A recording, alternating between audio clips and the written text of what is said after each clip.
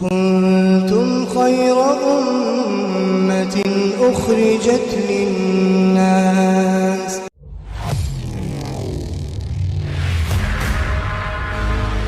اعوذ باللہ من الشیطان الرجیم بسم اللہ الرحمن الرحیم وَلَنَبْلُوَنَّكُمْ بِشَيْءٍ مِّنَ الْخَوْفِ وَالْجُوعِ وَنَقْصٍ مِّنَ الْأَمْوَالِ وَالْأَنفُسِ وَالثَّمَرَاتِ وَبَشِّرِ الصَّابِرِينَ۔ اللہ رب العالمین کا بے شکر احسان اور کرم ہے کہ اللہ تعالیٰ نے ہم سب کو اس عظیم مجلس میں بیٹھنے کی توفیق عطا فرمائی۔ بظاہر تو یہ مجلسیں بہت چھوٹی ہیں، لیکن اللہ کی نگاہ میں ان کے بہت بڑے بڑے درجے ہیں۔ فرماتے ہیں کہ دین کی مجلسوں میں جو شخص بیٹھتا ہے اللہ تعالیٰ اس کے سیئات کو حسنات سے مبدل فرما دیتے ہیں، یعنی اس کے گناہوں کو نیکیوں سے تبدیل کر دیتے ہیں۔ فرماتے ہیں کہ ایسی مجلسوں میں جو شخص بار بار بیٹھتا رہے اللہ تعالیٰ اس کی مغفرت فرما دیتے ہیں، کہتے ہیں جاؤ بخشا ہے۔ جب مجلس ختم ہوئی تو اللہ کی طرف سے وعدہ ہے جاؤ بخشا ہے، اپنے گھروں کو چلے۔ بھائی مغفرت بڑی اہم چیز ہے، اس سے مغفرت مل گئی سمجھیں ہمیشہ کی کامیابی کی ضمانت مل گئی۔ تو اللہ تعالیٰ ان تمام فضائل کے یقین کے ساتھ ہم سب کو ایسی مجلسوں میں بار بار بیٹھنے کی توفیق عطا فرمائے۔ ابھی جو آیت کریمہ آپ کے سامنے پڑھی اس پر علماء کرام اور مفسرین نے الگ الگ قسم کے بدلاؤ ہے، کسی میں کچھ، لیکن بہرحال متن سب کا ایک ہی ہے، اپنی طرف سے کچھ نہیں کہیں گے۔ جو علماء کرام نے لکھا ہے اسی کے اعتبار سے کہ اللہ آج کل جو حالات ہیں ان حالات کے پیش نظر اللہ رب العالمین نے یہ جو آیت اتاری ہے اسے دیکھتے ہوئے بالکل ایک دم کریکٹ بیٹھتی ہے کہ اللہ تعالیٰ فرما رہے ہیں وَلَنَبْلُوَنَّكُمْ بِشَيْءٍ مِّنَ الْخَوْفِ وَالْجُوعِ، کہ تم پریشان نہ ہو، تمہیں آزمایا تو ضرور جائے گا۔ کس سے کہہ رہے ہیں؟ مومنوں سے کہا جا رہا ہے کہ آزمائیں گے، تمہاری آزمائش ہوگی، ضرور آزمائیں گے، اور کیسے آزمائیں گے یہ بھی اللہ نے بتا دیا، یعنی بغیر آزمائش کے ایمان نہیں ہے۔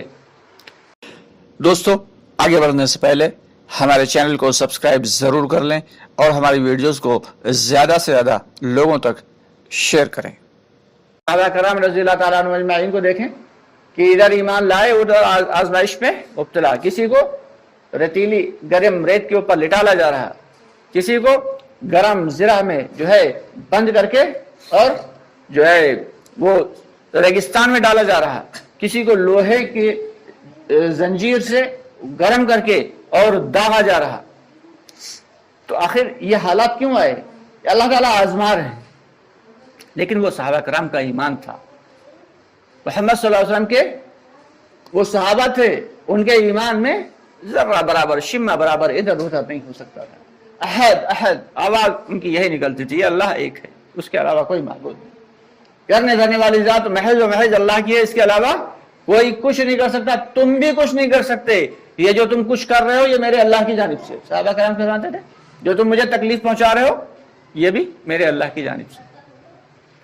تو اللہ تعالیٰ آزمائیں گے، ہمیں بھی آزمائیں گے بغیر آزمائش کے۔ ایک جگہ اللہ تعالیٰ فرماتے ہیں کہ تمہیں ہم آزمائیں گے جیسے تم سے پہلے والوں کو آزمایا، کہ صحابہ کرام کی جانب اشارہ ہے۔ اور کیسے آزمائیں گے؟ بِشَيْءٍ مِّنَ الْخَوْفِ وَالْجُوعِ، کہ کبھی خوف کے ذریعے آزمائیں گے اور کبھی بھوک کے ذریعے آزمائیں گے۔ خوف کس بات کا ہوگا؟ جان جانے کا خوف ہوگا، بیماری کا خوف ہوگا، حالات کا خوف ہوگا، پریشانیوں کا خوف ہوگا۔ یہ سمجھ لیں کبھی عزت جانے کا خوف ہوگا اور کبھی جان جانے کا خوف ہوگا، کبھی بیوی بچوں کے اعتبار سے خوف ہوگا، ہر قسم کے اعتبار سے خوف میں مبتلا کر کے اللہ آزمائیں گے۔ والجوع، اور بھوک کے ذریعے آزمائیں گے کہ پیسے ہیں لیکن کھانا نہیں مل پائے گا۔ ابھی کیوں؟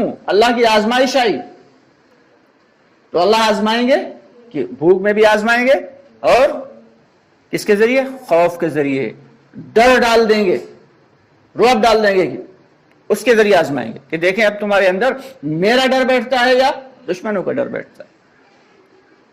وَنَقْصٍ مِّنَ الْأَمْوَالِ، کہ اللہ تعالیٰ تمہارے کاروبار میں، تمہارے مال میں نقص پیدا کر دیں گے، اس میں جو ہے تمہارا کاروبار میں گھاٹا ہوگا، تمہاری ملازمت چلی جائے گی، چھین لی جائے گی، اور تم فقط حال رہ جاؤ گے۔ کل تک تم کروڑوں میں کھیلتے تھے، ہوتے تھے، کوئی بات نہیں، اچانک گھاٹا لگا، اور ایسا گھاٹا لگا کہ جو ہے وہ روڈ کے اوپر آ گئے، سڑک کے اوپر آ گئے، تو اس کے ذریعے بھی اللہ آزمائیں گے۔ والانفس، اور اللہ تعالیٰ تمہاری جانوں کے اوپر حال ڈال کے آزمائیں گے۔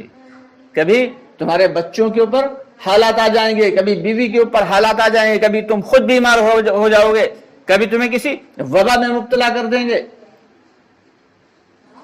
کبھی کوئی دکھ دے دیں گے، کبھی کوئی درد دے دیں گے، کبھی ایسی کوئی تکلیف دے دیں گے کہ تمہاری جان کے اوپر بنی رہے گی۔ جان کے ذریعے بھی اللہ تعالیٰ آزمائیں گے۔ یہ اللہ کی آزمائشیں، صحابہ کرام کو بھی اللہ نے آزمایا۔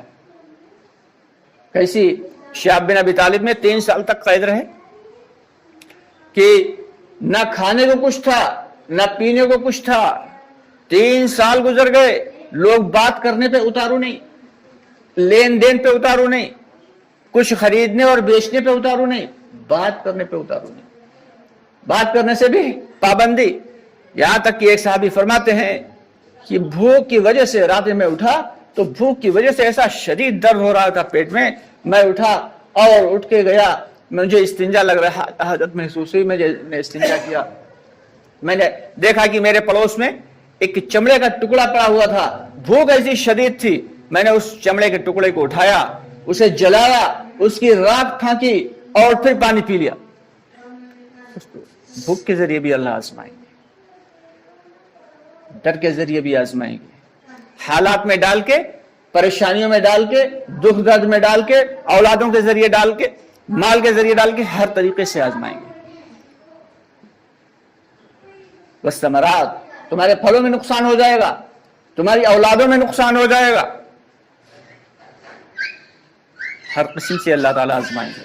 وبشر الصابرین، اور جب ان سارے آزمائش سے ہم نکل جائیں گے، بالکل ٹنکتے ہوئے، وہ گڑا نہیں ہوتا جب بھٹی کے اندر ڈالا جاتا ہے، کوڑا گڑا، اور جب وہ نکالا جاتا ہے بھٹی سے کمہار کی، تو بھٹی سے نکل کے اسے کمہار چیک کرتا ہے کہ یہ ٹنٹنا رہا ہے یا بکبکا رہا ہے، ایک کسی ڈھیلے سے، اینٹ کے ہی ڈھیلے سے اسی کو آواز لگاتا ہے، کھٹکھٹاتا ہے، اگر اس سے ٹن ٹن کی آواز آ رہی تو وہ گھوڑا صحیح ہے، وہ 50 روپے 75 100 روپے بکے گا، اور اگر اس میں درار آ گئی، وہ اس برداشت نہیں کر سکا اس آگ کی گرمی کو، تو اس میں سے آواز بدل جاتی، وہ بکبکانے کی آواز آتی، تو وہ دیکھا ہوتا اسے اٹھا کے کوڑے پھینک دیتا کمار، اسے نہیں بیچتا، اسے کوئی خریدتا نہیں، وہ تو کریک ہو گیا، اسے پانی بھرا جائے گا، بہ جائے گا۔